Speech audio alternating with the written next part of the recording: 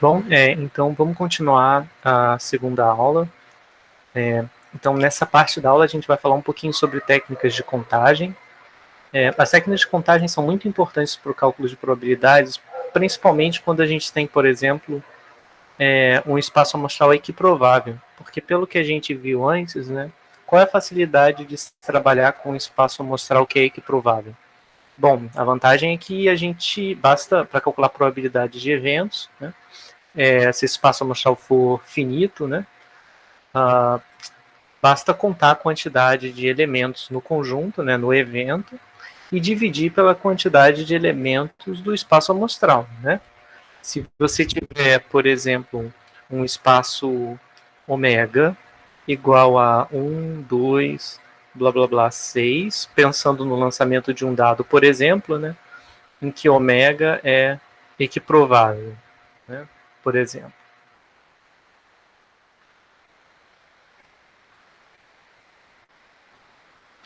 Então, se ômega é equiprovável, eu tiver um evento A, por exemplo, ser número ímpar, né, 1, 3, 5, então é fácil calcular a P de A. A probabilidade de A é definida como número de elementos de A dividido pelo número de elementos de ômega. Em que a gente viu que essa notação aqui, que parece um módulo, né, na verdade, como ela está sendo aplicada a conjuntos, ela significa número de elementos. Então, número de elementos de A dividido por número de elementos de ômega. Então, isso aqui vai retornar 3 sobre 6, que é igual a meio, tá? Então, sempre que o espaço amostral for equiprovável, eu posso fazer essa regra de contagem, tá? Para poder calcular probabilidades. Então, nada mais natural do que a gente relembrar de algumas técnicas de contagem que a gente viu lá no... Vocês viram lá no ensino médio, né? Que vão facilitar o cálculo de probabilidades em situações onde ômega é equiprovável. Então, vamos lembrar da primeira delas, que é a regra da multiplicação. Então, a gente vai ver essa regra através de um exemplo. Então, a gente tem um exemplo de rotas entre cidades, né? Então, assume que existem 3 rotas distintas entre as cidades A e B e 5 rotas distintas entre as cidades B e C. Tá? E a pergunta é, quantas rotas distintas existem entre as cidades A e C? Tá? Então, aqui são 3 rotas de A para B e aqui são 5 rotas de B para C. Tá? Então, olha, as rotas entre A e B são 3, 1, 2 e 3. Tá? Aqui eu estou só denotando as rotas por esses nomes, 1, 2 e 3. E as rotas entre B e C, eu estou denotando por números diferentes, porque são rotas diferentes, tá? Para não coincidir com as rotas que estão ali. Então, existem outras 5 rotas, né? Então, olha, para cada rota AB, vai existir 5 rotas de B para C. Então, o ponto-chave é esse para cada, né? Se para cada rota de A para B tem 5 rotas, né, que você pode tomar, tomando primeiro de A para B e depois de B para C, como são 3 rotas de A para B, então vai ser 3 vezes 5 rotas de B para C, tá? Porque cada rota, essa daqui, para a primeira rota que eu tomei em A, vão existir 5 rotas para tomar até o C depois. Depois, se eu tomei a segunda rota de A para B, vai existir mais 5 rotas, tá bom? Então, ó, aqui são 5 rotas, aqui são 5 rotas, aqui são 5 rotas. Tá? Então, o total vai ser 3 vezes 5, que é igual a 15 rotas, tá bom? 15 rotas ligando A para B para C, tá? Com 15 rotas de A até C, passando por B no meio do caminho, tá bom? Tá? Então aqui vem também, olha, aquele conceito do produto cartesiano, tá? Se você quiser enumerar todas as rotas que tem de A para C passando por B, fica sendo o produto cartesiano de A para B com B para C, tá?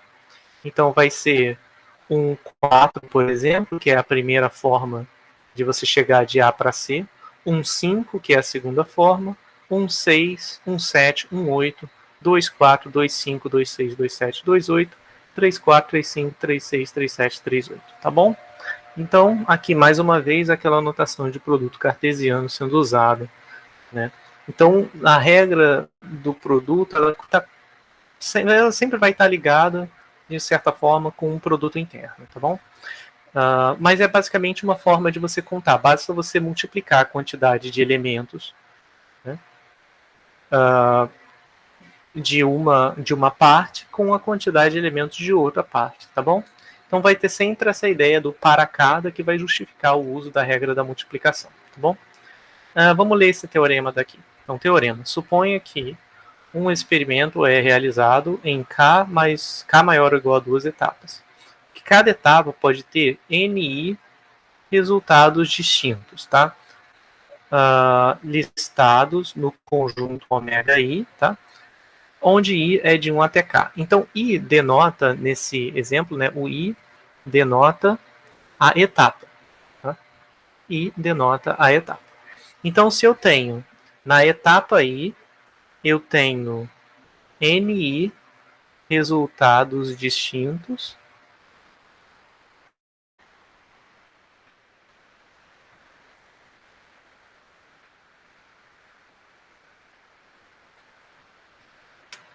em ômega I. Ups.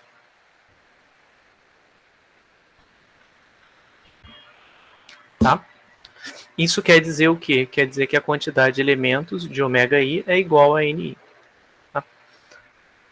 Então, o espaço amostral ômega do experimento. Então, ó, é um experimento em etapas. Então, eu tenho o I indica a etapa. O meu I, ele assume os valores 1, 2, até K. K é o número de etapas.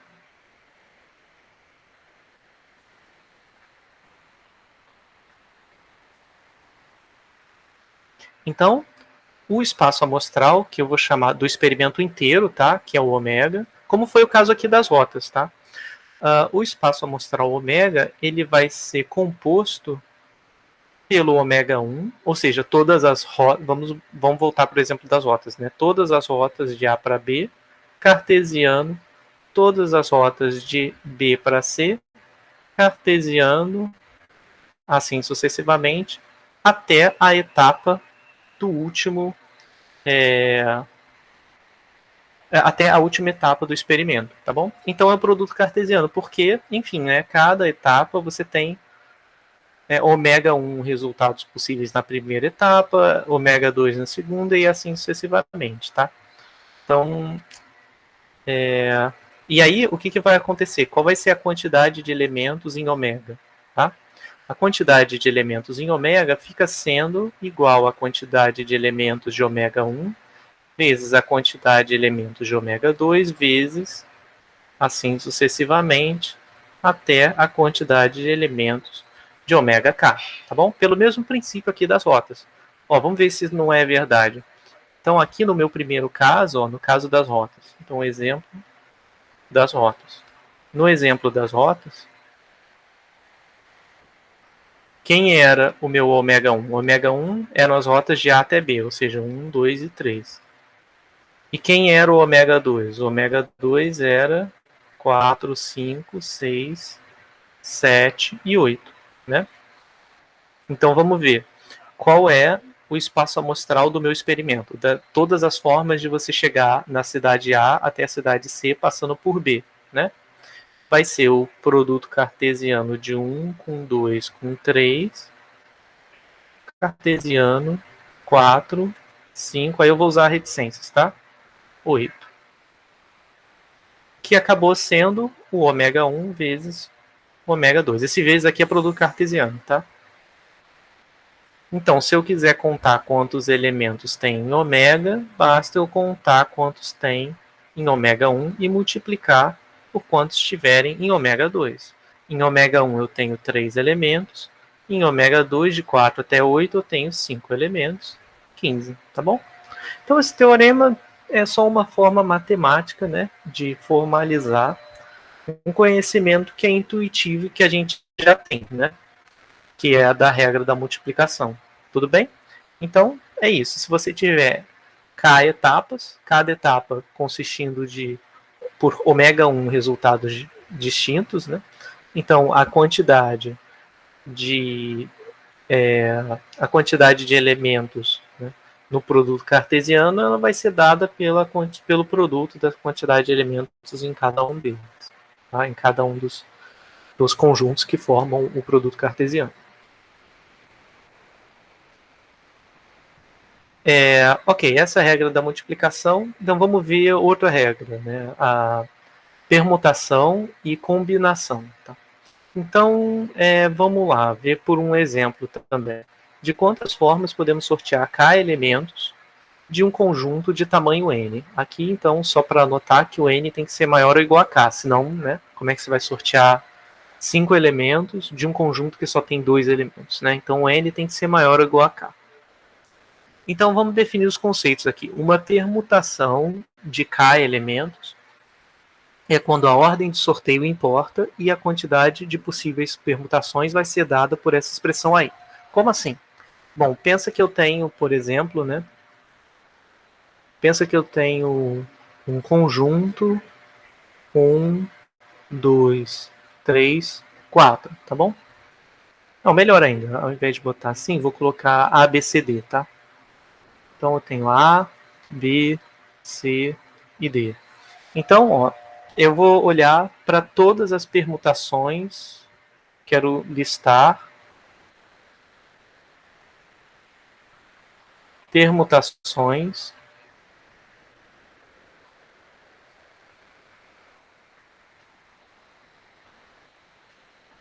de 3 elementos, tá?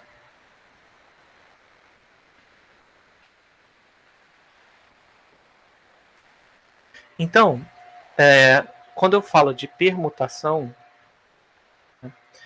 quer dizer, eu vou pegar os elementos desse conjunto e vou formar uma sequência sem repetir os elementos de 3, usando só 3 elementos, tá? Então, isso aqui significa que é uma sequência, ou seja, a ordem importa. Né? Vamos escrever aqui, sequência, que significa que a ordem importa, em que não se repete, tá?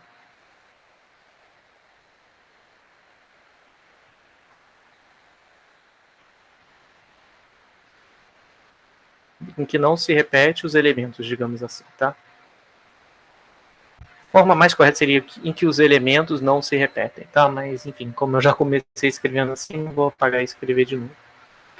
Então, ó, vamos listar aqui as permutações com 3 elementos. Então, seria, por exemplo, A, B, C, A, B, D, A, C, B. Nossa, são várias, né? A, C, B e assim sucessivamente, tá? Pode ser que fique muita coisa, né? Provavelmente vai ficar. Então, uma pergunta que fica é quantas, né? Qual é a quantidade possível de permutações, né? Isso aqui é uma permutação. Isso aqui é outra permutação com 3 elementos. Essa aqui é outra permutação e assim sucessivamente, tá? Então a pergunta que fica é quantas permutações de 3 elementos existem?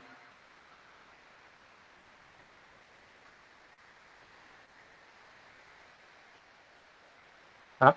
Ao invés de listar todas, o que eu posso fazer? Né? O que eu posso fazer é o seguinte, eu posso chegar aqui, ó, colocar as minhas 3 casinhas, né?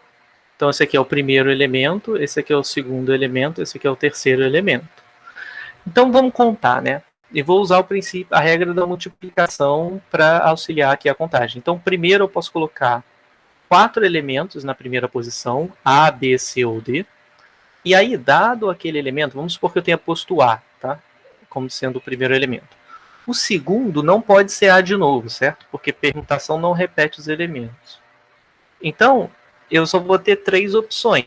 Para cada uma que eu botar aqui, por exemplo, quando eu botar o A, eu só vou poder botar na segunda B, C ou D. Então, só vão existir 3 opções. E aí, vamos supor que eu tenha posto aqui A e aqui eu tenha posto B. Como, de novo, eu não posso repetir, eu não posso colocar nem A nem B, vão sobrar 2 para botar, certo? Ou C ou D.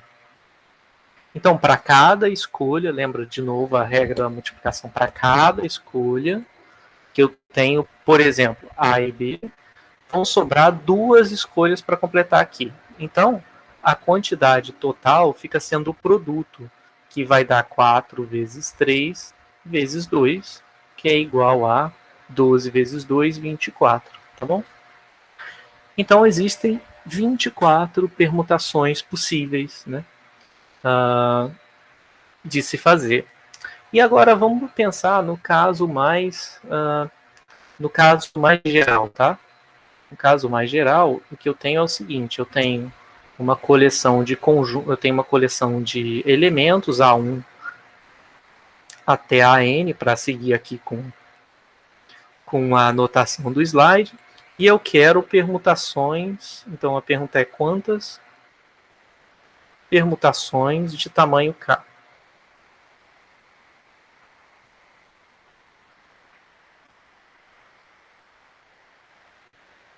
Quantas permutações de tamanho K? Então, como é que eu faço para calcular o número de permutações de tamanho K? Eu venho aqui e faço o seguinte, ó. Eu vou ter quantos espacinhos desses? K, certo? Porque as minhas permutações agora vão ter tamanho K. Então, essa aqui é a primeira, essa aqui é a segunda, essa aqui é a terceira, e essa aqui é a késima posição, tá? Então, aqui estão as posições na sequência. E aqui eu vou colocar os elementos. Ora, na primeira eu vou botar N elementos. Só posso botar N. Para cada um desses, só vão existir N-1 elementos para colocar na segunda entrada. N-2 para colocar na terceira. E aqui, quantos elementos vão ser? Aqui vão ser N menos... Ó, aqui são K posições. Então, a penúltima era K-1 posições, certo? Então, eu já gastei K-1 números. Então, vai sobrar N menos K-1, tá? Beleza. Então, é isso. Foi igual a N vezes N-1 vezes N-2 até vezes... Eu vou colocar aqui, vezes N menos K-1, tá? Aqui devia ser colchete, tá, para ser mais certinho, mas tudo bem, eu vou denotar assim. Então, ó, eu fiquei com N vezes N-1. Aí aqui eu vou comer um espacinho só para sobrar mais espaço depois, tá?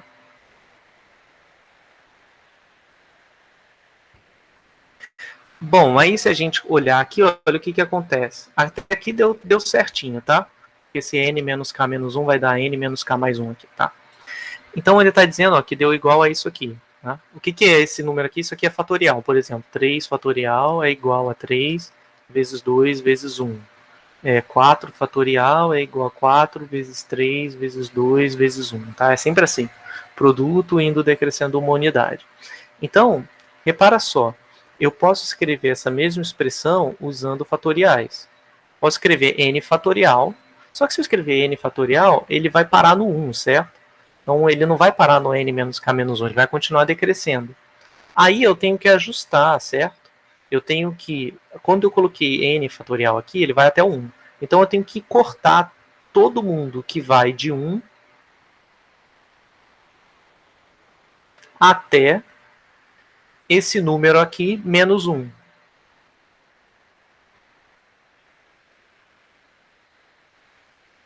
Tá? Tudo bem? Então, aqui, ó, vai ficar 1... Vou só escrever um pouquinho maior. 1 vezes 2 vezes reticências vezes isso aqui. Então, isso aqui vai dar n fatorial. E o quanto que vale esse valor? Esse valor aqui é n menos k. Aqui vai dar mais 1 menos 1. Então, deu só n menos k.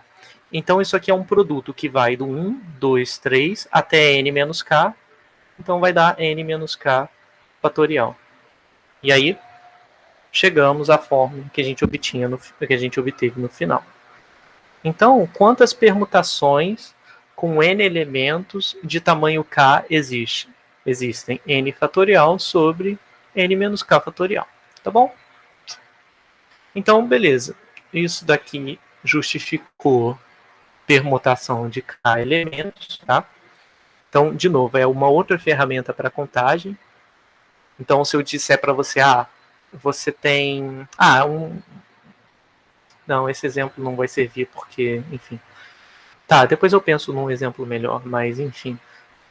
Também é uma ferramenta para você usar para contar, né, para contagens.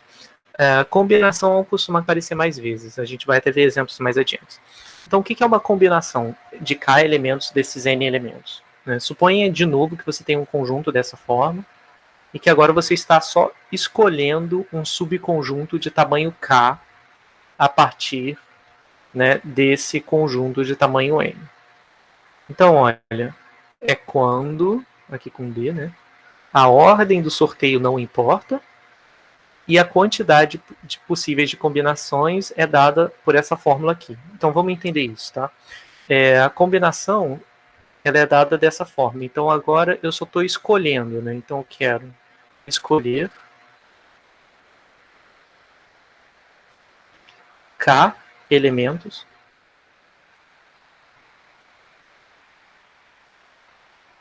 num conjunto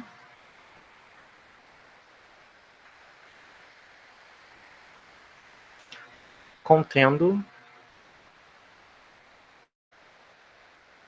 n maior ou igual a k elementos. Então, eu vou ter o meu conjunto aqui A1 até AN e eu quero escolher k elementos. Como eu só quero escolher os elementos, não faz diferença a ordem que eu escolher, certo? Se eu for escolher, sei lá, 2 alunos para responder essa questão, não faz diferença se eu escolher primeiro o João e depois a Maria, se eu escolher a Maria primeiro e depois o João, tá? Então aqui a ordem não importa. Aí o que acontece? Bom, agora eu quero escolher k elementos, né? Eu quero escolher k elementos nesse conjunto que tem n elementos.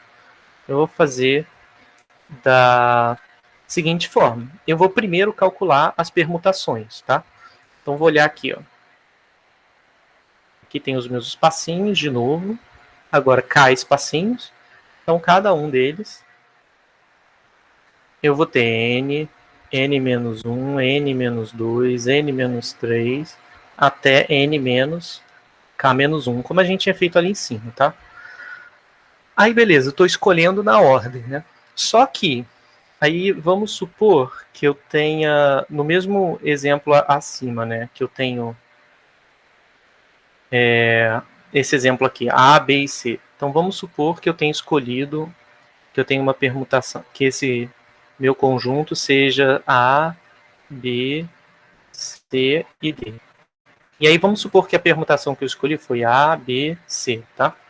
Só que essa permutação, né, se eu for calcular uma outra permutação possível, seria essa, ó, A, C e B, tá? Ela tem os mesmos elementos. Outra possível seria B, C, A, ou então C, B, A, ou então B, A, C, ou então falta mais uma, que é a C, A, B. Então, ó, nota que para as combinações, todas essas aqui são a mesma coisa. Isso aqui é escolher os elementos A, B e C. Ou seja, então, para cada, na verdade, a quantidade de escolhas que eu tenho que aglutinar tudo isso em uma escolha só. Ou seja, eu tenho 1, 2, 3, 4, 5, 6 escolhas, né? Então, tenho 6 permutações. Resultam em uma combinação, tá? Porque todas essas 6 têm a mesma, né? Tem os mesmos elementos lá dentro, tá? Eu podia ter feito o mesmo raciocínio com C, com D, C, D, tá? Com A, C, D, tá? Com qualquer escolha que eu quiser. Então, o que eu tenho que fazer? Eu tenho que contar, né? Quantas vezes eu tenho que aglutinar. Aqui eu tive que aglutinar das 6 para 1. E nesse caso daqui, eu vou ter que aglutinar. O que eu vou ter que fazer é, uma vez que eu tenha... e aí, como é que eu conto as aglutinações? Né? Aqui foram 6, mas como é que eu contei? Eu precisei listar todo mundo aqui, mas eu não preciso necessariamente fazer isso. Como eu faço? Bom, eu noto que aqui são 3 posições, 1, 2, 3, e vão existir quantas aglutinações aqui? Bom, vão existir 1 vezes 2 vezes 3 aglutinações, né? Porque eu estou pensando em embaralhar as posições agora. Tá? Se essa é a posição 1, 2, 3, aqui eu estou com a posição 1, 3, 2. Né? Aqui eu estou com a posição 2, 3, 1. E assim sucessivamente. Então, esses embaralhamentos aqui, eles vêm da seguinte forma. Eles vêm 3 vezes 2 vezes 1, que são 3 fatorial. E 3 é a quantidade de elementos. Então, de forma mais geral, vão ser K fatorial permutações sendo aglutinadas em uma combinação. Bom, isso explica por que o número de combinações é o número de permutações dividido por K fatorial. Tá? Porque cada uma dessas escolhas sequenciais, né, a cada K fatorial delas, elas vão precisar ser aglutinadas em uma só. Então eu vou ter que dividir por K fatorial. Ou seja, isso aqui vai me dar o número de permutações que eu tinha antes, N fatorial, dividido por N menos K fatorial. Isso tudo dividido por K fatorial, que retorna N fatorial sobre N menos K fatorial, K fatorial. Tá?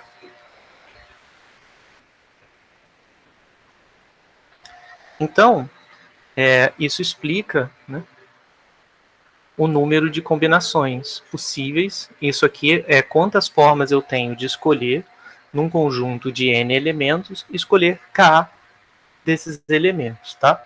Se vocês tiveram dúvida, é só ler no livro que ele explica, provavelmente de alguma outra forma. Tá? E lembrando que isso também já foi um conteúdo, provavelmente vocês já viram no ensino médio, mas aí eu estou relembrando aqui com vocês. Qualquer coisa, tá? É só procurar em alguma outra fonte, ou até me perguntar também por e-mail, qualquer coisa assim. Convenciona-se, né, denotar esse número de K escolhas dentre N elementos dessa forma. Isso aqui quer dizer N combinações KK, tá? N, K, AK. Então, de que forma a gente pode usar esse conceito? Por exemplo, na Mega Sena, tá?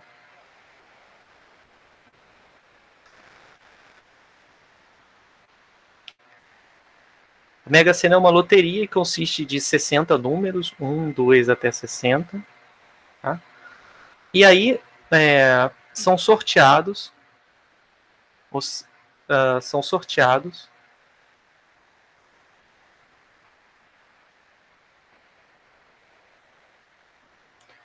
seis números, tá? Dentro desse conjunto aqui. A ordem do sorteio não importa, né? Então, se eu for fazer um jogo simples de 6 unidades, né? Escolher 6 números, né? De quantas formas eu posso fazer isso? Ou seja, de quantas sequências de 6 números podem ser sorteadas? Ora, como eu tenho 60 números para escolher 6, então é 60, 6 a 6. Pela fórmula que a gente viu lá em cima, né, essa forma de escolher são 60 fatorial dividido por 6 fatorial, que multiplica n menos k fatorial, né? Então aqui é k fatorial 6. Então aqui vai dar 54 fatorial. É sempre assim, os dois números de baixo somam o que está em cima. Então 6, 54, 60. Então, olha, existe essa quantidade de centenas aqui, de sequências de tamanho 6 aqui para a Mega Sena. Então deixa eu colocar para vocês, no novo script do R, eu vou colocar para vocês quanto que dá esse número, tá? Eu vou colocar aqui, acho que é factorial de 60 dividido, usando R, tá?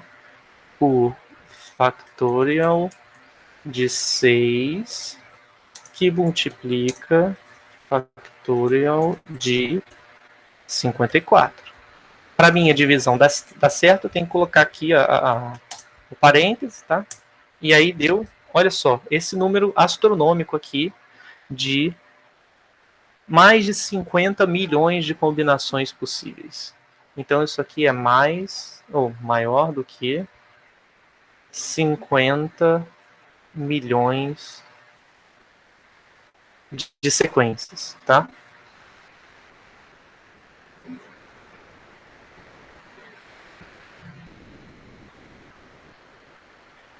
Então isso quer dizer que a sua chance, se você fizer um jogo de 6 dezenas, de 6 números, né? Um jogo apenas, a chance de você ganhar é de uma em mais de 50 milhões, tá? Ou seja, nunca jogue em loteria nenhuma. A não ser que você não se importe em perder e aí, enfim. Bom, é uma escolha de cada um, né? Para mim, as chances, né, são ínfimas, né? Nem vale a pena, tá bom? Então é isso, gente. Então isso fecha as técnicas de contagem, tá bom? Vamos usar essas técnicas em alguns exemplos. Então, o primeiro deles, né? Considere então um exemplo que é full house em uma mão de poker. Então, o que é um full house? Né? Full house é o nome de uma sequência de cartas, né? Uma combinação de cartas. Que numa mão de 5 cartas, tá? Num baralho de 52. Então, uma mão é chamada de full house se tem 3 cartas do mesmo valor e 2 outras cartas do mesmo valor, tá? Ou seja, se eu tiver 3 cartas do mesmo valor, por exemplo, se eu tiver um ás de fazer esses símbolozinhos de paus, ás de copas, ás de ouro, e aí o resto pode ser 7 de copas, 7 de ouro, tá? Então é o mesmo valor 2 vezes e um outro mesmo valor 3 vezes, tá?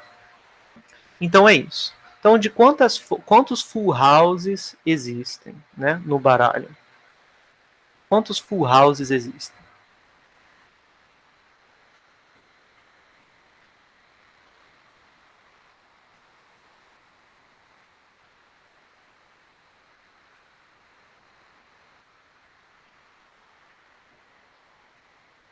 Bom, então vamos ver quantos full houses tem. A ordem não importa, então é uma sequência, é uma combinação de escolhas, digamos assim. Então, primeiro eu tenho que escolher 13 naipes, tá? Os naipes são ás, 1, 2, 3, até 10. Aí tem valete, dama e rei. Então são 13 naipes. 13 naipes não, 13... Como eu posso dizer? 13 valores? Não sei como é que se fala isso. Mas são 3 valores ou números, digamos assim, né? Ás, 2, 3 até 10, valete, dama, rei. E eu tenho 4 naipes. Tá? Não vou desenhar os naipes aqui, não. Aí o que acontece? Bom, aí eu tenho que escolher. O full house tem que ter 3 do mesmo valor, então tem que escolher um valor primeiro. Então vamos lá, vamos escolher um valor. Tem 13 valores, eu posso escolher de 13 formas diferentes do valor, tá? Então primeiro, por exemplo, eu posso escolher um 2, tá? Aí escolhi o meu primeiro valor. O primeiro valor que eu escolhi foi o ás aqui no caso. E depois que eu escolhi esse primeiro valor, né, para cada valor que eu escolher, eu vou ter que escolher 3 naipes, né? 3 naipes diferentes de um conjunto de 4 naipes. Beleza? Então isso dá conta dessa primeira parte aqui. Primeiro escolho um valor, que é o A, depois escolho 3 naipes dentre 4 naipes, tá? vezes. E agora? Agora eu vou escolher, né, outro valor. Vai ser um valor diferente. Então eu tinha 13 valores, já escolhi um antes, agora eu só vou ter 12 valores para escolher. E eu escolhi um desses valores, tá? Escolhido o valor, agora eu tenho que escolher 2 naipes. Dentre 4 naipes que vão ter disponíveis. Então, ó, essa é a quantidade, né, de full houses existentes, tá? Aqui, ó, nesse caso, eu falei escolher dentre os 13 um elemento. Eu poderia substituir por 13 1 a 1, e aqui eu poderia substituir também por 12 1 a 1, tá? Então, se eu fizesse isso, eu também poderia escrever dessa forma. E aí, como 12 1 a 1 é a mesma coisa que 12, né? Porque vai dar o quê? 12 fatorial sobre 1 fatorial, 11 fatorial. 1 fatorial é 1, então vai dar 12 fatorial dividido por 11 fatorial, que é 12, tá? Por quê? Porque 12 fatorial é 12 vezes 11 fatorial, que vai cortar com 11 fatorial aqui embaixo, vai sobrar só o 12, tá?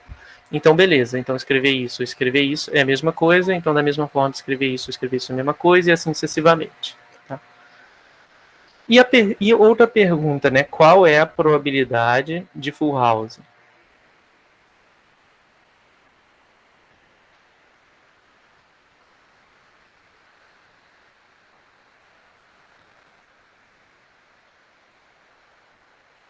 Bom, qual é a probabilidade? É P de full house. Eu vou colocar FH o full house, tá bom? Isso vai ser o número de elementos, o número de full houses dividido pelo número de elementos do espaço amostral. Quem é o espaço amostral? 52? Não, né? Por que não? Apesar de eu ter 52 cartas, né? Agora eu estou contando mãos de 5 cartas. Então, algumas das mãos de 5 cartas vão ser full house, outras mãos de 5 cartas não vão ser full house. Então, o espaço amostral é o conjunto de todas as mãos com 5 cartas. Bom, aqui a quantidade de full houses eu já calculei, né? É 13 vezes 4, 3 a 3, vezes 12, vezes 4, 2 a 2, dividido por... E agora, quantas mãos existem de 5 cartas? Bom, eu tenho 52 cartas no total, vão existir 52 5 a 5, né, cartas. Então, simplificando aqui, fazendo a conta, vai dar 13 vezes 4, 3 a 3 é o quê? 4 fatorial sobre 1 fatorial, 3 fatorial, vezes 12, vezes 4 fatorial sobre 2 fatorial, 2 fatorial, dividido por 52 fatorial sobre 5 fatorial, vezes 47 fatorial. Como eu sei que é 47, é porque tem que dar 52 aqui embaixo. 5 mais 47, 52, tá? Então aqui, ó, esse 3 fatorial morreu com o fatorial do 4. Bom, eu não vou fazer a conta toda, porque, enfim, vai ser meio chato. Então, ó, a conta aqui já está feita. Olha a probabilidade de sair um full house numa mão de 5 cartas. É algo entre 1 e 2 em 1000, né? A cada 1000 tentativas, né? Aproximadamente 1,4 eu obtenho um full house, tá bom? Bom, então é isso, pessoal. Eu acho que isso fecha. Vamos ver se tem mais alguns exemplos. Ah, tem mais alguns exemplos aqui. Vamos ver, então. Um que é um problema do aniversário. Então, esses problemas eu vou fazer um pouco mais rápido, tá? Então, aqui no exemplo do problema dos aniversários, como é que é esse exemplo?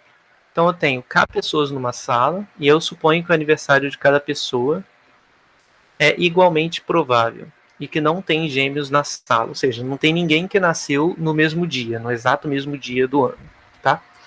Então, qual é a probabilidade de que 2 ou mais pessoas celebrem o aniversário no mesmo dia? Então, assim, é uma pergunta muito simples, né? Supõe que, assim, a nossa turma, eu acho que até onde eu vi, tinha 95 alunos, então, suponha que esse K é igual a 95, então, dentre todos os alunos, qual é a probabilidade de existirem dois alunos, pelo menos dois alunos, fazendo aniversário no mesmo dia, tá? De repente vocês podem achar que é pequena essa probabilidade, né? Porque, ora, tem 365 dias no ano, e aí eu vou escolher, né? Pô, a chance de coincidir dois, né? Deve ser baixa, talvez. Então vamos fazer a conta, vamos ver exatamente. Então aqui eu tenho K pessoas, tá? Então a gente vai denotar por A o evento que diz nenhuma das K pessoas fazem aniversário no mesmo dia. Por quê? Porque esse é mais fácil de calcular. Então a gente vai querer calcular, a gente quer calcular qual é a chance de que nenhuma delas faça aniversário no mesmo dia. Bom, por quê? Esse eu vou chamar de A. Então é nenhum aniversário no mesmo dia é o A. Então a probabilidade, então o evento que representa pelo menos um aniversário, pelo menos dois aniversários coincidindo, é A complementar, tá? Porque A representa nenhuma coincidência, pelo menos uma coincidência é o contrário de A, então A complementar. Então o que eu quero fazer é calcular P de A complementar, mas isso é fácil. É 1 menos P de A. Então basta calcular P de A e fazer 1 menos, tá? Então vamos lá. Quem é o meu ômega? O ômega eu posso escrever como sendo o produto cartesiano de 1 até 35, K vezes, né? Então são todas as sequências de tamanho K com os 365 dias do ano. Cada elemento dessa sequência é uma pessoa diferente, tá? Então, se você está vendo num grupo de K pessoas, então você vai ter um produto cartesiano com K, né, fatores, né, dentro desse produto.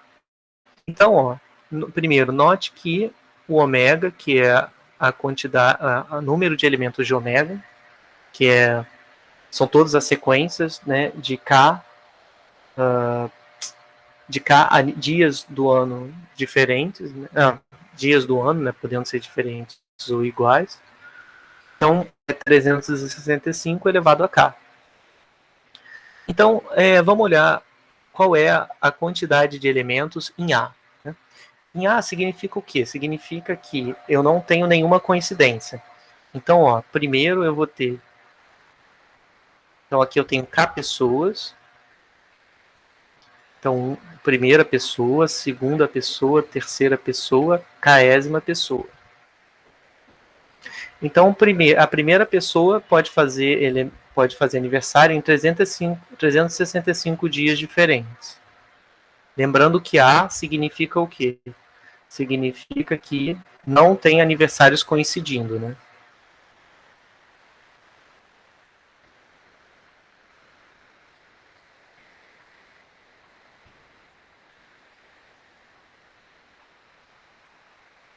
Então, se não tem coincidência, então vou contar 365. Aí, desses 365, o segundo aniversariante não vai poder fazer no mesmo do primeiro. Então, vão existir 364, assim sucessivamente. 363, blá, blá, blá. Até o último, né? Que vai ser 365 menos. Antes dele, já foram K-1 pessoas escolhidas com aniversários. Então, vai sobrar K-1 aniversários, datas possíveis de aniversário para K-ésima pessoa, sem que ninguém tenha aniversário no mesmo dia, tá? Então, beleza, isso aqui a gente já viu que é o número de permutações, vai ser 365 fatorial dividido por 365 menos K fatorial. Tá? Isso aqui é exatamente o número de permutações, tá? Aqui é número de permutações. Então, beleza, né? Agora, eu preciso calcular quem é o P de A. Por quê? Porque o que eu quero, na verdade, é o P de A complementar, mas P de A vai ser fácil. Por quê? É o número de elementos de A que eu já calculei, dividido pelo número de elementos do espaço amostral, que eu também já calculei. Então, isso aqui vai dar 365 fatorial, dividido por 365 elevado a K, vezes 365 menos K fatorial. Tá? Na verdade, isso aqui dividido por isso. Aí eu já fiz a conta direta, vai dar essa parte aqui, beleza? Então, ok. Então, o que eu quero é qual é a probabilidade de acontecer pelo menos um aniversário coincidindo. É o contrário de nenhum coincidir, né? Então, isso aqui vai ser 1 menos P de A, que vai dar 1 menos 365 fatorial, dividido por 365 elevado a K, vezes 365 menos K fatorial. Tá bom? Então, foi essa coisa linda aqui. Que depende de K, para você conseguir calcular, certo? Depende do valor de K. Se K for 365, se eu tiver num grupo, uma sala com 365 pessoas, é impossível que nenhuma delas... Bom, com 365... não, ainda dá. Mas se eu tiver 366, por exemplo, é impossível, né, que não tenha coincidência. Né? Mas se eu tiver 365 pessoas, vai ser muito difícil, porque não vai poder ter nenhuma repetição. Eu tenho todos os dias do ano, então vai ter exatamente uma pessoa no 1º de janeiro, outra no 2º de janeiro, assim sucessivamente. Então, ó, conforme eu vario o valor de K, para K muito alto, fica mais provável de acontecer coincidência. Mas se eu tiver... quanto mais pessoas eu pegar na minha população, né, no meu grupo de pessoas dentro da sala, mais fácil é de ter coincidência. Quanto menor o número de pessoas, mais difícil. Então vamos ver um gráfico que mostra essa probabilidade em função de K. Olha só, quando K é muito pequeno, a probabilidade de coincidência é muito baixa.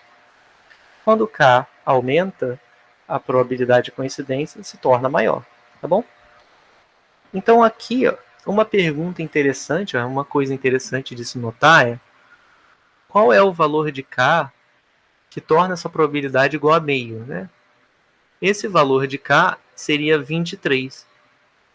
Então olha só que interessante, num grupo de 23 pessoas, a probabilidade de você ter pelo menos 2 delas fazendo aniversário no mesmo dia é de 50%, ou seja, a cada 2 grupos de 23 pessoas, né, você vai achar um grupo em que vai ter pelo menos uma coincidência de aniversário. Isso é bem interessante, né? Provavelmente, sei lá, eu e você que está assistindo, nós temos as nossas próprias famílias, né? Se a gente pegar e puxar aí da memória, né? Vamos pegar um grupo de, sei lá, vamos supor que a gente tenha 23 familiares no total, né? Só de primo eu tenho 11. Então, juntando o resto, pegando talvez alguns de 2º grau, a gente chega aí a uns 23. Então, vamos pegar. E isso é bem interessante, porque pode parecer, né? Às vezes você vai olhar, assim, tipo, na sua família, você vai pensar assim, eu tenho 23 pessoas na minha família, e olha só que coincidência extraordinária, né? Eu tenho um fulano, coincide o meu aniversário no mesmo dia do outro fulano, né? Que coincidência. Na verdade, não. Na verdade, isso vai acontecer em metade das famílias, né, em média, com 23 pessoas, né? Então, assim, é uma coisa interessante de se pensar, né? Basta você ter 23 pessoas para que a probabilidade de coincidir um aniversário seja de aproximadamente 50%. Nota que se esse grupo tiver 60 pessoas, essa probabilidade é bem alta já. Ela já é bem alta. Então, no nosso grupo, na nossa turma, que tem 95, essa probabilidade é quase igual a 1, né? Olha aqui, quase igual a 1. Então, pode ver aí, se vocês quiserem, né, fazer uma pesquisa, pergunta aí para os seus amigos, o pessoal da turma, que certamente vocês já devem ter algum grupo aí de biologia do Facebook ou do WhatsApp, né? Pergunta aí, vocês vão descobrir que vai ter coincidência. Muito provavelmente vai ter coincidência. Enfim, um probleminha interessante aí, né? Usando técnicas de contagem. Eu tenho mais esse último problema, né? Não sei se eu quero tratar dele com vocês ou se eu posso... Eu vou deixar esse último problema, então, como exercício, tá? como esse vídeo está ficando um pouquinho longo, eu vou deixar ele como exercício. Eu vou deixar para vocês tentarem fazer sozinhos. Aí, como tem aqui a solução já no slide, depois vocês podem comparar o que vocês fizeram com o que está no slide, né? E ver se está claro, tá bom? Então é isso, pessoal. Eu vou finalizar aqui.